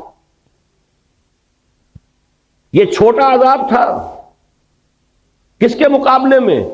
بڑے عذاب کے مقابلے میں جو آنے والا۔ ویسے تو یہ بھی عظیم ترین عذاب تھا، 800 برس جن پر حکومت کی تھی، اس کے قیدی بن کر رہے ہیں جنرل صاحب، 93,000 اس ہندو کے قیدی، اور کہاں مدھیہ پردیش سینٹرل انڈیا تک ٹرکوں کے اندر لاد کر بھیڑوں بکریوں کی طرح آپ کے فوجی لے جائے گئے ہیں، اس ہندو قوم جس پر حکومت کی۔ کہا اندرا گاندھی نے we have avenged over 1000 years defeat۔ اندازہ کیجئے، موتی لال نہرو کی پوتی، جواہر لال کی بیٹی، لبرل خاندان کوئی ہندوؤں میں ہو سکتا ہے تو چوٹی کا لبرل خاندان وہ ہے، لیکن اس کی ذہنیت بھی یہ ہے، we have avenged over 1000 years defeat، ہم نے اپنی 1000 سالہ شکست کا بدلہ چکا دیا، کلنک کا ٹیکا ہے ہمارے ماتھے کے اوپر۔ لیکن یہ عذاب ادنا ہے۔ کیوں میں ادنا کہہ رہا ہوں؟ غنیمت سمجھیے ابھی یہ پاکستان باقی ہے، اور بہت بڑی مملکت، وہ بھی ہے، ایک مسلمان ملک ہے۔ شاید آپ نے کل کے اخبار میں پڑھا ہو، 10,000 وہاں پر افراد، وہی جہاں پر کہ سب سے زیادہ آپ نے جو ابھی تجربات سنے ہیں جنرل صاحب کے، وہی چوٹوگرام چٹاگانگ، وہاں سے 10,000 مسلمان چلے مارچ کرتے ہوئے ڈھاکہ کی طرف کہ شریعت نافذ کرو۔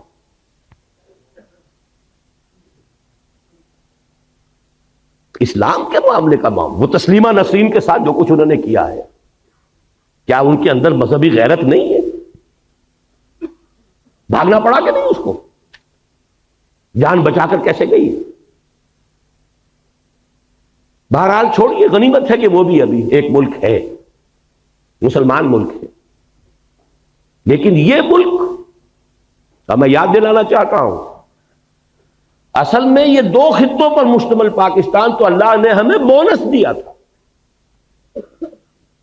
یہ اللہ کا فضل تھا، ورنہ مصور پاکستان نے انویسیج نہیں کیا تھا۔ یہ مصور پاکستان کون ہے؟ علامہ اقبال موجود ہے، ان کا جو خطبہ ہے 1930 کا، جس میں انہوں نے کہا ہے کہ it's the destiny, I feel it's the destiny, یہ تقدیر مبرم ہے کہ ہندوستان کے شمال مغربی علاقے میں ایک مسلمان ریاست قائم ہے، at least the north west of India. مشرقی پاکستان کا کوئی تذکرہ نہیں ہے ان کے خطبے میں۔ یہ تو جب آپ نے اتنے بڑے وعدے کیے، جب آپ کے راجکماری سے لے کے در خیبر تک گونجا دیا آپ نے، یا تو کبھی گونجا پاکستان کا مطلب کیا لا الہ الا اللہ کے نعرے سے، یا گونجایا تھا علامہ مشرقی نے چپراس سے، وہ بھی راجکماری سے لے کر اور گیا در خیبر تک۔ لیکن بہرحال اللہ نے دیا، لو، 2 خطوں پر مشتمل، لو ایک نہیں 2 لو۔ لہذا ابھی وہ اصل مصور پاکستان کا اصل پاکستان باقی ہے۔ دوسری بات یہ نوٹ کیجئے، اس بر عظیم ہند میں اصل پاکستان جو بنا تھا وہ یہی تھا، 1206 تک کا پاکستان یہی تھا۔ 712-13 میں آئے ہیں محمد بن قاسم اس وقت کے مغربی پاکستان یا جو وٹ ریمینز آف پاکستان کا جنوبی نصف جو ہے اس وقت مملکت اسلامی میں شامل ہو گیا، شمالی ابھی نہیں ہوا۔ 300 برس کے بعد محمود غزنوی اور پھر غوری، یہ جو اب باقی شمالی ہے مغربی پاکستان یا وٹ ریمینز آف پاکستان کا، یہ اس قلب ڈرا میں آ گیا۔ یہ تو پھر 1206 میں جا کر کہیں دلی پر حکومت قائم ہوئی، تو تاریخ نے آپ کو وہاں پہنچایا ہوا ہے۔ ابھی بہت غنیمت سمجھیے، بہت غنیمت سمجھیے، لیکن جو صورتحال ہے وہ یہ کہ ہم نے کوئی سبق نہیں سیکھا۔ مجھے بتا دیں، اور میں یہ نہیں کہتا کسی اور کو دیکھیے، اپنے گریبان میں جھانکیے، آپ کے لیل و نہار، آپ کے روز و شب، آپ کی مشغولیتوں اور دلچسپیوں میں سرے منہ کوئی فرق واقع ہوا ہے؟ کوئی آپ کی زندگی کا نقشہ بدلا ہو، کوئی پرائرٹیز چینج ہوئی ہو، کوئی ترجیحات بدلی ہو، کسی نے حرام خوری چھوڑی ہو، کسی نے سودی معاملہ چھوڑا ہو؟ اپنے اوپر قیاس کر لیجئے، کوئی سبق حاصل نہیں۔ بد سے بدتر اور یعنی ہے تو اس وقت کے مقابلے میں 100 گنا زیادہ، فحاشی ہے 100 گنا زیادہ، فراڈ ہے، غبن ہے 100 گنا زیادہ، بلکہ 1000 گنا زیادہ۔ کون سی چیز؟ اور نوٹ کر لیجئے، کچھ معاملہ ہے، تقویم ہے اللہ کی، 25 برس کی مہلت اس نے دی تھی۔ شمسی حساب سے تو یہ بنے تھے 24 برس اور 4 مہینے، قمری حساب سے ہو گئے تھے پورے 25 برس، جب ایک کوڑا پڑا ہے آپ کو۔ اور دوسرے 25 برس مکمل ہونے میں صرف 1 سال اور 2.5 مہینے رہ گئے۔ یہ 23 برس جو ہے، یہ تو ہے وہ شمسی، اللہ کی اور ہماری جو دینی تقویم ہے وہ تو قمری ہے۔ رمضان آنے میں کتنے مہینے ہیں؟ اور 27ویں، 2 بھی کہاں رہ گئے اب؟ 27ویں رمضان کو 49 برس مکمل ہو جائیں گے، پھر 1 سال اور۔ میں وہ سینس آف ارجنسی چاہتا ہوں کہ منتقل کروں۔ دوڑو زمانہ چال قیامت کی چل گئے۔ وہ دوسرا کوڑا، اور یہ آج جمعے میں تقریر کر آیا ہوں مفصل، یہ صورتحال ہماری اس وقت یہ ہے۔ ایک میں نے تمثیل پچھلے جمعے دی تھی، کچھ دنوں سے میرا احساس یہ ہے کہ اس وقت ہمارا حال قومی اعتبار سے ایسے ہے کہ جیسے کسی شخص کو جکڑ دیا گیا اور ہاتھ پاؤں وہ ہلا نہ سکے، کھڑا ہے، لیکن ساتھ ہی دیکھ رہا ہے اپنی آنکھوں سے کہ کوئی اژدہا ہے جو اس کے گرد جو ہے اپنے کوائلز، اپنے بل جو ہے وہ لگا رہا ہے، اور کوئی دیر کی بات ہے کہ ایک دفعہ ذرا اگر وہ تناؤ پیدا کرے گا اور ہڈی پسلی، یا کوئی شخص دیکھے آنکھوں سے کہ سیلاب کا پانی چڑھتا آ رہا ہے، اب میرے گھٹنوں تک تھا، اب یہاں تک آ گیا، اب سینے تک آ گیا، اب کوئی دن کی بات ہے، ہل نہیں سکتے ہم۔ وہ ورلڈ بینک اور IMF، وہ ذرائع ابلاغ عالمی سطح پر، یہودیوں کا مالیاتی نظام عالمی سطح پر۔ میں نے پچھلے جمعے کہا تھا، ذرا سوچئے تو صحیح، کیا نواز شریف مسلمان نہیں ہے؟ مسلمان ماں کا دودھ نہیں پیا ہے؟ میاں شریف کا بیٹا ہے کہ جو تہجد گزار ہیں، جہاں تک سنا ہوتا ہے، یہ خود بھی نمازی ہے۔ کیا بپتا پڑی تھی اسے 2/3 میجورٹی رکھنے کے باوجود، اسلام کے نام پر ووٹ لینے کے باوجود، شریعت کی بالادستی کے لیے دستور میں ترمیم کیوں نہیں کر سکتا؟ جبکہ نظر آ رہا تھا کہ میرے سارے الائز چھوڑتے جا رہے ہیں، میری دنیا لٹ رہی تھی اور میں خاموش تھا۔ یہ گئی جماعت اسلامی، یہ گئی JUI، کیا اتنا ہی کودن ہے کہ اسے معلوم نہیں ہو رہا تھا کہ یہ میری اپنی سیاسی جو ہے موت واقع ہو رہی ہے، سلو پوائزننگ ہو رہی ہے میری؟ کیوں نہیں کر سکتا؟ نہیں کر سکتا۔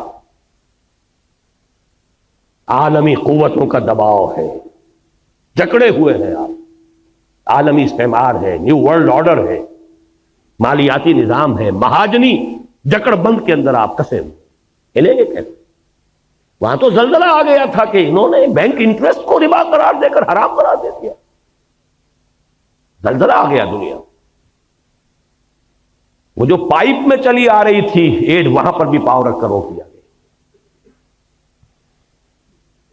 بہرحال ایک شکل تو یہ ہے، اور دوسری اس وقت کی شکل یہ ہے جو میں نے آج جمعے میں کہا، ہمارا حال یہ ہے کہ جیسے کوئی جانور یا کوئی انسان کہیں مر رہا ہو، کوئی زخمی پڑا ہوا ہے، ابھی جان ہے، تو گدھ آ کر جمع ہو جاتے،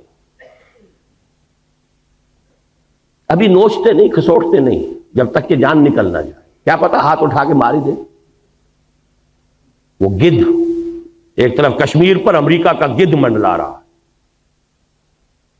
اسے سینٹرل ایشیا میں بھی ایک اسرائیل کی ضرورت ہے، عالم عرب کے اوپر اسرائیل اس نے مسلط کر دیا۔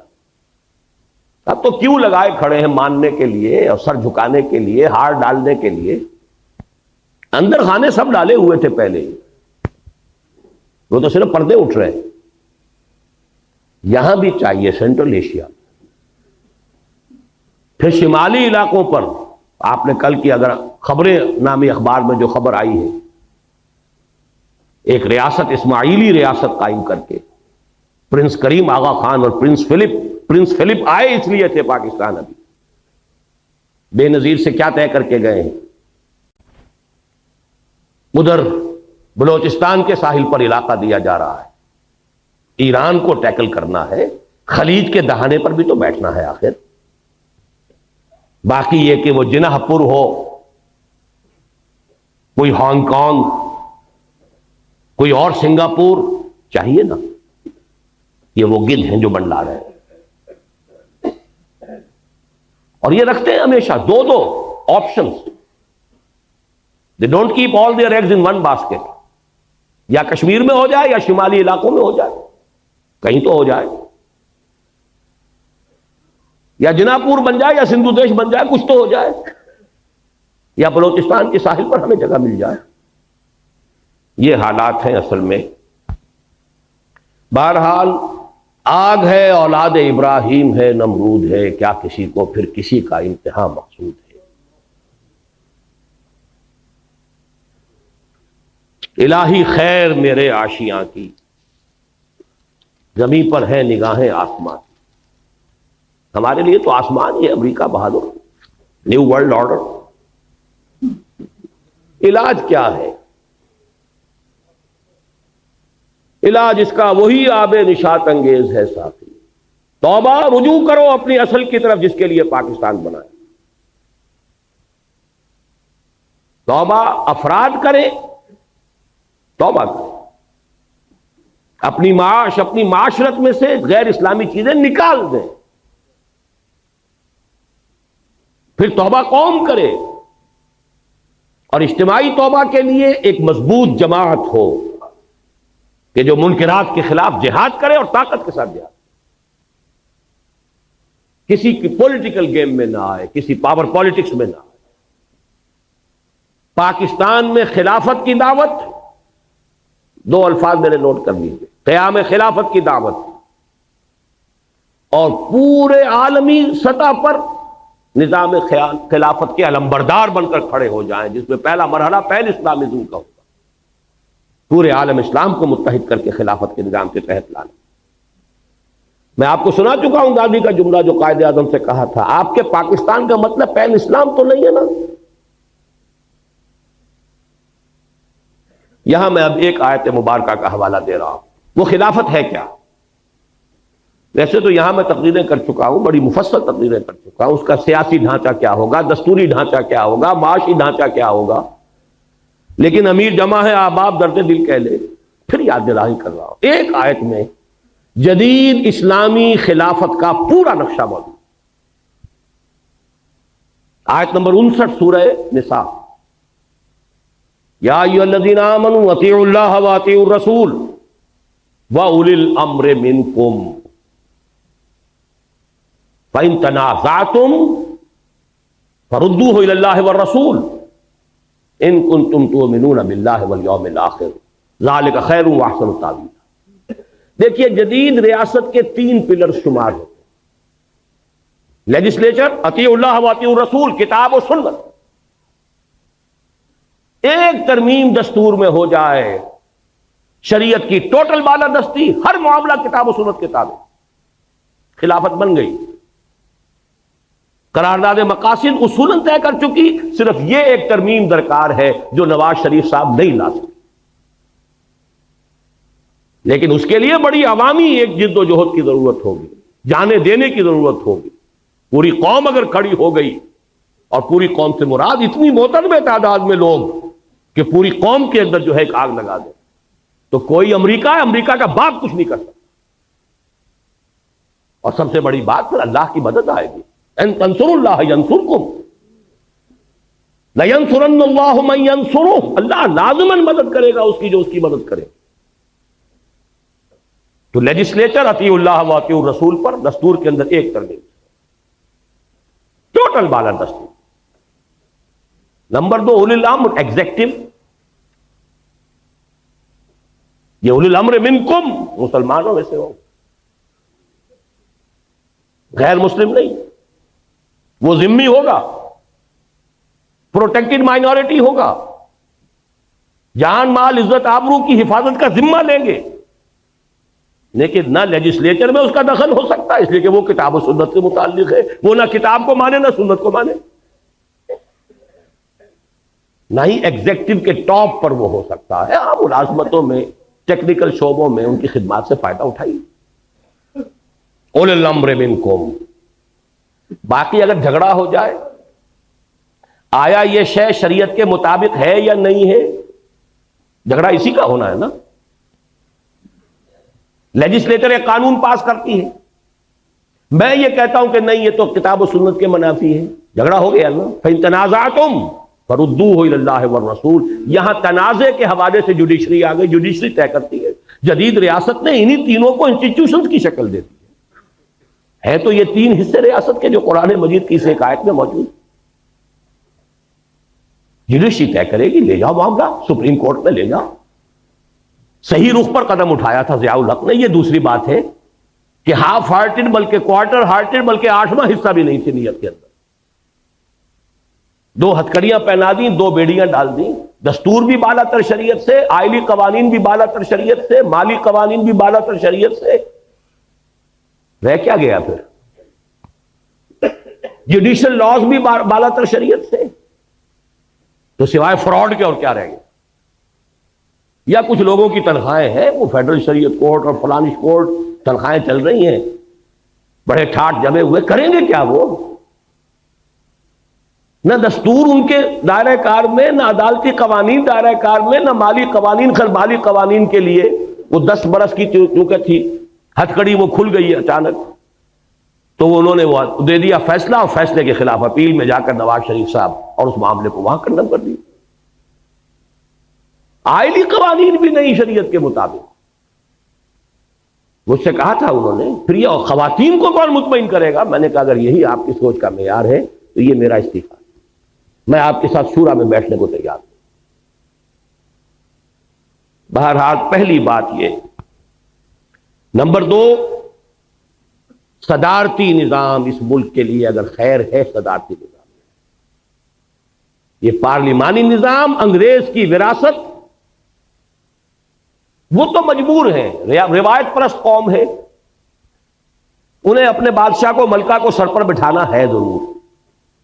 چاہے وہ بکنگم پیلس جو ہے وہ ہیومن زو ہے، ایک انسانی چڑیا گھر. اس کی خبریں پڑھ لیجئے، ڈائنا کی پڑھ لیجئے، کبھی سارا فرگوسن کی پڑھ لیجئے، اسکینڈل پڑھ لیجئے، دلچسپی ہے ان کی، ایک کھیل کود کا سامان ہے. لہذا انہیں تو پارلیمانی نظام بنانا ہے. ہمارے ہاں خواہ کی سنویت، ہیڈ آف دی اسٹیٹ اور ہے، ہیڈ آف دی گورنمنٹ اور ہے. اب وہ ہیڈ آف دی اسٹیٹ یا تو بنے گا چودھری فضل الہی، اور یا بنے گا غلام اسحاق خان، بلکہ اس سے بھی آگے بڑھ کر ضیاء الحق صاحب. مجھے بتا دیجئے تیسری شکل ہے کون سی؟ یہ لعنت ہے، یہ برٹش لیگیسی ہے. اس کا جنازہ جتنی جلدی نکالا جا سکے. لیکن یہ سب کچھ اس کے بعد ہے. شریعت کی ٹوٹل بالادستی پہلے طے ہو، ورنہ ورنہ کوئی بات نہیں. پھر یہ لعنت چاہے پارلیمانی ہو چاہے صدارتی ہو، سب لعنت، سب شرک، سب کفر. جس ملک کے نظام میں شریعت کی بالادستی اور اللہ کی حاکمیت کا نفاذ نہیں ہے وہ شرک ہے، کفر ہے. رہنے والے مسلمان ہوا کریں، نظام کافرانہ ہے.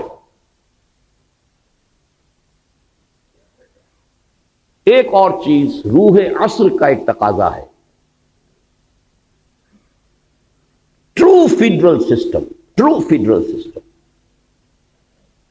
اب جیسا کہ وہ علامہ اقبال نے اپنی ابلیس کی مجلس شورا نامی نظم میں ایک بڑا پیارا شعر کہلوایا ابلیس کی زبان سے، ہم نے خود شاہی کو پہنایا ہے جمہوری لباس، جب ذرا آدم ہوا ہے خود شناس و خود نگر. اس انسان کے اندر اب ذرا اپنے حقوق، اپنا وہ پاس پیدا ہو گیا ہے، خیال ہو گیا ہے، تو ہم نے کہا چلو ٹھیک ہے، وہ جو انسانی حاکمیت کی ٹنوں کی نجاست ایک شخص کے سر پر رکھی ہوتی تھی کسی فرعون اور نمرود کے، وہ تولا تولا سب میں بانٹ دو، نجاست تو نجاست ہی رہے گی. ایسے ہی ایک بات ہے کہ حکمت کا تقاضا ہے، ہر ایک کو اپنی زبان پسند ہے، کوئی زبان مقدس نہیں سوائے عربی زبان. پنجابی کو پنجابی پسند ہو، سندھی کو سندھی پسند ہو، نہ سندھی زبان کفر ہے نہ پنجابی زبان کفر ہے. لسانی، نسلی جو بھی اکائیاں ہوں ان کو مناسب مقام دینا چاہیے. بھارت سے سبق سیکھیے، اس نے لسانی صوبے بنا دیے تو کیا اس کے اندر کمی آ گئی؟ کیا کوئی کمزوری پیدا ہو گئی بھارت میں؟ ہر صوبے کی اپنی زبان ہے، اپنے زبان میں سارا پروونشل معاملہ چل رہا ہے. سینٹر کے ساتھ معاملہ ہوگا یا بین الصوبائی ہوگا وہ انگریزی میں ہوگا. تامل ناڈو تامل زبان، آندھرا پردیش تیلگو زبان، کیرالہ میں ملیالم زبان، بے شمار زبانیں ہیں، کوئی معمولی تو کون سی قیامت آ گئی؟ 1 کروڑ کی تب نفری کی اگر کوئی لسانی یا کوئی نسلی عصبیت ہے اسے ایکنالج کرو، give it the due respect, اس کی نفی مت کرو. ہاں اس سے چھوٹی چھوٹی تو ظاہر بات ہے کہاں سے کہاں تک تقسیم ہوگا. زبان تو لاہور سے گجرانوالہ پنجابی بدل جاتی، گجرانوالے سے سیالکوٹ جا کے بدل جائے گی، وہ اور بات ہے.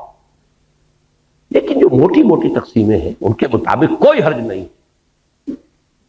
یونائٹڈ اسٹیٹس آف پاکستان بن جائے کوئی حرج نہیں، فیڈرل گورنمنٹ مضبوط، لیکن یہ کہ اس کے ساتھ اسٹیٹس کو آٹونومی دیجیے، اپنا ڈیولپ کرو. ہاں شریعت کے خلاف کوئی شے ہونے نہیں دیں گے، یکجہتی کی ذمہ دار فیڈرل گورنمنٹ ہوگی. آج دنیا میں نظام چل رہا ہے، امریکہ کا نظام اور ہے کیا، صدارتی نظام، وہ بھی لیا ہے خلافت سے. ہر کو جا بینی جہان رنگ و بو، آنکھ از خاکش برو یا دارزو، یاز نور مصطفیٰ اورا بہاش، یا ہنوز اندر تلاش مصطفیٰ. شیطان کو جمہوریت اس لیے دینی پڑی ہے کہ خلافت راشدہ میں عوام کو ایک حق دیا گیا ہے، مسلمانوں کا منتخب خلیفہ ہوگا، مسلمانوں کی رائے ہوگی، امر المسلمین ہوگا. تاریخ انسانی میں پہلی مرتبہ اسلام نے دیا ہے، تب شیطان کو بھی پیروی کرنی پڑی. تو اب اگر کوئی دنیا کی اچیومنٹس ہیں ان کو ایکنالج کیجئے. تیسری بات یہ، اور یہ جیسا کہ میں نے عرض کیا، سندھ کے مسئلے میں سیاستدانوں کے اپنے معاملات ہوتے ہیں. کبھی الطاف حسین صاحب کا کوئی بیان آ جائے گا، کبھی کوئی بیان آ جائے گا، کبھی صوبہ چاہیے کبھی نہیں چاہیے. وہ تو سیاست میں تو سیاستدان پیتنے بدل بدل کر اپنی جو بھی اس کے ساتھ نیگوسیشنز ہے، بارگیننگ ہے، بدلتی رہے گی. لیکن میں ڈنکے کی چوٹ کہتا ہوں اور بہت عرصے سے کہہ رہا ہوں، کوئی حل نہیں ہے اس کا سوائے اس کے کہ چھوٹے صوبے بنائے جائیں. سندھ کی تقسیم نہ ہو تو کوئی حل ہے ہی نہیں. 1 کروڑ سے زیادہ ہے کم سے کم مہاجر اردو اسپیکنگ، اس کو ایکنالج کیجئے. کوئی تو علاقہ انہیں دیجئے کہ ہاں یہ ہمارا ہے. انہوں نے یہ کہا تھا ہم نے ایک زمانے میں کہ ہمیں صرف کراچی کی کارپوریشن جو ہے، جب وہ کارپوریشن پہ آ گئے تھے، ہمیں یہاں 2 چیزیں، پولیس ہمارے تابع کر دیجئے، ٹریفک ہمیں دے دیجئے. کوئی دینے کو تیار نہیں. کچھ تو دو. اگر آپ ڈپرائیو کریں گے، احساس محرومی اس انتہا کو پہنچا دیں گے. میں نے کتاب لکھی تھی مسئلہ سندھ، استحکام پاکستان اس کے لوازم 10 سال پہلے کی کتاب ہے. اور اس کے بعد مسئلہ ہے سمپل. سیاستدان نہیں ہوں، میدان میں نہیں ہوں، بازار سے گزرا ہوں، خریدار نہیں ہوں، لیکن حالات کو جانتا ہوں. مجھے بصیرت اللہ نے عطا کی ہے. سرما ہے میری آنکھ کا خاک مدینہ و نجف. مدینہ و نجف کی بجائے کہہ دیجئے ہماری آنکھ کا سرما ہے قرآن اور سنت، اللہ کی کتاب اور اس کے رسول صلی اللہ علیہ وسلم کی سنت، اس کی احادیث. یہ بصیرت ہے ہماری. تو نظر آتے ہیں، حقائق نظر آتے ہیں. آخری بات یہ کہ سرکاری زبان کا طے کیجئے کہ یہاں پر عربی ہوگی، اور فوری طور پر عربی کی پہلی جماعت سے تدریس لازم. 20 برس کے اندر اندر کایا پلٹ جائے گی اس ملک کی، اور یہ پورے عالم عرب کے ساتھ کنٹینیوس اس کا معاملہ. پین اسلامزم کی طرف قدم اگر بڑھے گا تو اس کے حوالے سے بڑھے گا. اور اس کے بعد آپ کا مسئلہ حل ہوتا ہے. اور سب سے بڑی بات جو ہم نے آیات آج پڑھی تھی بنی اسرائیل کے بارے میں، وہ ساری بحث کرنے کے بعد کیا فرمایا تھا، جو ہم پر بھی 100% راست آتا ہے. عسیٰ ربکم ان یرحمکم، تمہارا رب اب بھی تم پر رحم فرمانے کے لیے تیار ہے. وَإِنْ عُدْتُمْ عُدْنَا، لیکن اگر تم نے پھر وہی روش اختیار کی ہم بھی وہی کچھ کریں گے. وَجَعَلْنَا جَهَنَّمَ لِلْكَافِرِينَ حَصِيرًا، اور جہنم تو ہم نے تیار کی ہوئی ہے کافروں کے لیے، وہ باڑا تیار ہے. إِنَّ هَذَا الْقُرْآنَ يَهْدِي لِلَّتِي هِيَ أَقْوَمُ، اور اللہ کی رحمت کا دروازہ شاہ درا یہ قرآن. آنا ہے سائبان تلے، یہ قرآن کا سایہ. داخل ہونا ہے رحمت خداوندی میں، یہ شاہ درا ہے، یہ دروازہ. ان ھذا القرآن یہدی للتی ہی اقوم. سمجھ لیجئے اچھی طرح، میں نے اگر اپنی زندگی کے 30 برس لگائے ہیں اس قرآن مجید کے پڑھنے پڑھانے سیکھنے سکھانے، انجمن بنانے اور قرآن اکیڈمی بنانے اور قرآن کالج بنانے، قرآنی تربیت گاہیں اور کیسٹ، تو یہ کوئی مولویانہ میرا کوئی پیشہ نہیں ہے. میں نے تو سن 54 میں MBBS کیا تھا. یہ کوئی میرا مشغلہ نہیں، کوئی ہابی نہیں. یہ اس تشخیص پر ہے. یہ سارا کام ہوگا قرآن کے ذریعے. خار از محجوری قرآن شدی، شکوہ سنجے گردش دوران شدی، اے تو شبنم بر زمیں افتندئی، در بغل داری کتاب زندگی. وہ زمانے میں معزز تھے مسلمان ہو کر، اور تم خار ہوئے تاریک قرآن ہو کر. لہذا اس رکوع میں بھی آخر میں یہی آیات آ رہی، ان ھذا القرآن یہدی للتی ہی اقوم وَيُبَشِّرُ الْمُؤْمِنِينَ الَّذِينَ يَعْمَلُونَ الصَّالِحَاتِ أَنَّ لَهُمْ أَجْرًا كَبِيرًا وَأَنَّ الَّذِينَ لَا يُؤْمِنُونَ بِالْآخِرَةِ أَعْتَدْنَا لَهُمْ عَذَابًا أَلِيمًا. لہذا اس کے ذریعے سے یہ ہوگا، پہلی جماعت سے عربی زبان کی تعلیم شروع کیجئے تو لامحالہ قوم بحیثیت مجموعی قرآن سے قریب تر ہونی شروع ہو جائے. اس عمل کا آغاز تو ہو جائے. باقی تفاصیل میں نہیں جا رہا. وہ تو یہ کہ ایک جو ہے دستور کی بات طے ہو جائے کہ کتاب و سنت کی بالادستی، دی بال ول بی سیٹ رولنگ. وہ تو گیند جو ہے چل شروع ہو جائے گی، بھئی یہ حرام ہے، یہ حرام ہے، چھوڑو. آلٹرنیٹو لیجسلیشن کرو، لیجسلیشن کرتا چلا جائے. بہرحال اس کے سوا میں پورے انشراح صدر کے ساتھ کہہ رہا ہوں، پاکستان کے لیے کوئی بچاؤ نہیں. اقبال کا وہ شعر کہ اپنی ملت پر قیاس اقوام مغرب سے نہ کر، خاص ہے ترکیب میں قوم رسول ہاشمی، 100% منطبق ہوتا ہے تو پاکستان. یہاں کوئی اور شے نہیں ہے جو اسے استحکام دے سکے، کسی بنیاد پر مستحکم ہو ہی نہیں سکتا سوائے اسلام. اور اگر ادھر نہیں آئیں گے تو اللہ کے عذاب کا دوسرا کوڑا تمہاری داستان تک بھی نہ ہوگی داستانوں میں. اللہ تعالیٰ اس انجام بد سے ہمیں بچائے، ہمیں توبہ کی توفیق عطا فرمائے. اور یہ توبہ ان فرد سے شروع ہوگی. اپنی جگہ ہر شخص جو ہے اس توبہ کے لیے تیاری کرے. یہ تقسیم منطقی ہے تو پھر سرائیکی صوبے کے قیام کے بارے میں کیا رائے ہے؟ میں تو اس کے حق میں ہوں. میں تو کہتا ہوں 1 کروڑ کی بنائیے، 12 صوبے بنائیے اس ملک کے. اور جو بھی اس ملک کا ویل وشر ہے ہمیشہ یہی کہتا ہے یہ صوبائیت کی لعنت ختم اس سے ہوگی. چھوٹے صوبے بنائیے. آپ نے نہ معلوم کتنے نئے ضلع بنا لیے، نئے ڈویژن بنا لیے، نئی تحصیلیں بنا لی، نئے سب ڈویژن بنا لیے. صوبہ معلوم ہوتا ہے کہ قرآن و سنت کا لکھی ہوئی کوئی لکیر ہے، آسمان سے اتری ہے. انگریز کے بنائے ہوئے صوبے، اور وہ مقدس ہو گئے. ان کو تو ایک مرتبہ توڑ کر اور کم سے کم 12 صوبے اس ملک کے جو ہے 1 کروڑ کے انداز کا ایک صوبہ بننا چاہیے، اور اس میں لسانی جو ہے معاملات کو بھی سامنے رکھیے۔